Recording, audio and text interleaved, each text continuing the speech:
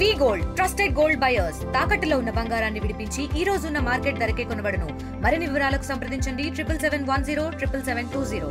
ఈ నెల 27వ తారీఖు జరిగే ఉమ్మడి కృష్ణా గుంటూరు జిల్లాల పట్టభద్రుల ఎమ్మెల్సీ ఎన్నికల్లో కూటమి బలపరిచిన అభ్యర్థిగా పోటీ చేస్తున్న సందర్భంలో దాదాపు 3,46,000 పట్టభద్రులు ఓటర్లుగా నమోదు చేసుకున్న సందర్భం. మీ అందరూ విజ్ఞతతో ఆలోచించండి. గత 7 మాసాల క్రితం ఏ రకంగా మీరు ఘనమైన చారిత్రాత్మకమైనటువంటి తీర్పు ద్వారా కూటమి ప్రభుత్వం ఏర్పాటుకి కారణభూతులయ్యారో, కేవలం 7 నెలల కాలంలోనే 6,33,568 కోట్ల పెట్టుబడుల్ని తీసుకురావడమే కాకుండా తద్వారా 4,10,125 ఉద్యోగ వసతులు కల్పించేలాగా చేసినటువంటి నేటి పాలనని గమనించండి. మాయ మాటలు చెప్పి మసిపూసి మారేడికాయ చేసి ముసలి కన్నీరు గార్చి ఈరోజు మా మీద బురద జల్లే కార్యక్రమాన్ని యువతని రెచ్చగొట్టుకుంటూ డిఎస్సి నోటిఫికేషన్ ఇంతవరకు ఇవ్వలేదని చెప్తా ఉన్నారు. గత 5 సంవత్సరాలుగా ఏ రకమైనటువంటి మాయ చేసావు? ఒక్క ఉద్యోగాన్ని ఇచ్చావా నిరుద్యోగ యువతకి? ఈరోజు ఈ ప్రభుత్వం డెత్ బెడ్ మీద నుంచి ఈ ప్రజల్ని బయటికి తీసుకొస్తా ఉన్నారు. ఎక్కడికక్కడ దారుణంగా వ్యవస్థలన్నీ కూడా నిర్వీర్యమైపోయినాయి. వ్యవస్థల్ని కాపాడుకుంటూ గాడి తప్పిన అంశాలన్నింటినీ గాడిలో పెట్టుకుంటూ ఈ రోజున పాలన చేయటం ఎంత కష్టమో ఒక్కసారి ఆలోచన చేయండి. ఈనాడు మిమ్మల్ని అందరినీ కూడా బాధ్యతగా కాపాడాలనే ప్రయత్నం చేస్తున్నటువంటి పాలనని గమనించండి.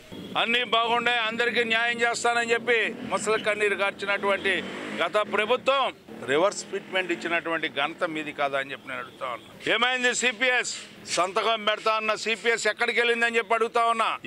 ఎవరు మోసం చేశారు? ఆ రోజున ఆ మోసం చేసిన ప్రభుత్వానికి ఎవరు కాపలా కాశారనేది ఒక్కసారి గుర్తుంచుకోండి ఉద్యోగస్తు సోదరులారా అని చెప్పి నేను అడుగుతా ఉన్నా. మీరు కాదా ఈనాడు కాపలా కాసింది? మౌనం వహించింది మీరు కాదా?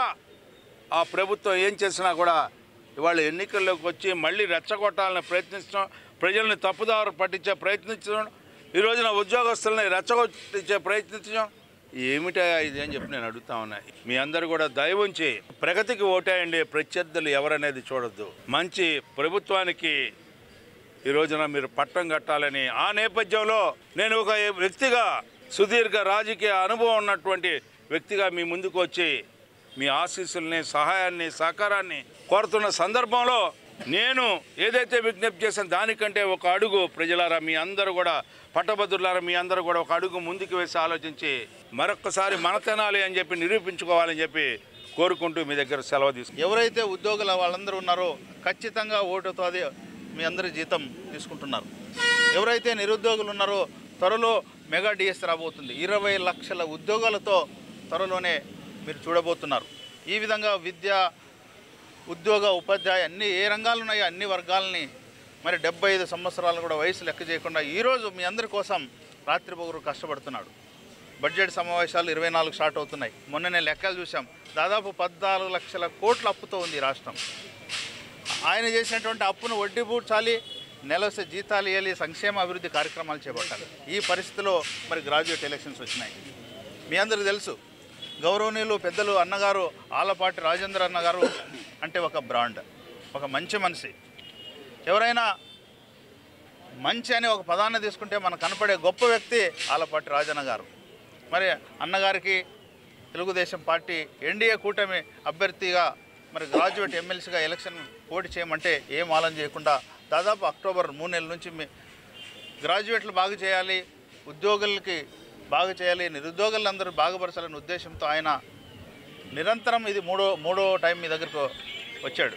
మరి ఎలక్షన్ అంకం దగ్గర పడింది. ఈ నెల 27వ తారీఖు నాడు జరగబోయే గ్రాడ్యుయేట్ ఎలక్షన్లో మాజీ మంత్రివర్యులు, పెద్దలు, గౌరవనీయులు, ఒక మంచి మనిషి మీ అందరికీ నిత్యం అందుబాటులో ఉంటూ అన్ని రకాలుగా సహాయపడే మంచి మనిషికి మీరందరూ కూడా మీ పవిత్రమైనటువంటి ఓటు ఎన్డీఏ కూటమి అభ్యర్థి అయినటువంటి ఆలపాటి రాజేంద్ర గారికి వేయించి అఖండమైనటువంటి మెజార్టీతో గెలిపించమని మీ అందరినీ చేతులెత్తి వేడుకుంటున్నాను. మరిన్ని వీడియోస్ కోసం ఛానల్ ని సబ్స్క్రైబ్ చేయండి. లేటెస్ట్ అప్డేట్స్ కోసం వాట్సాప్ ఛానల్ ని ఫాలో అవ్వండి. ఆ లింక్ డిస్క్రిప్షన్ లో ఉంది.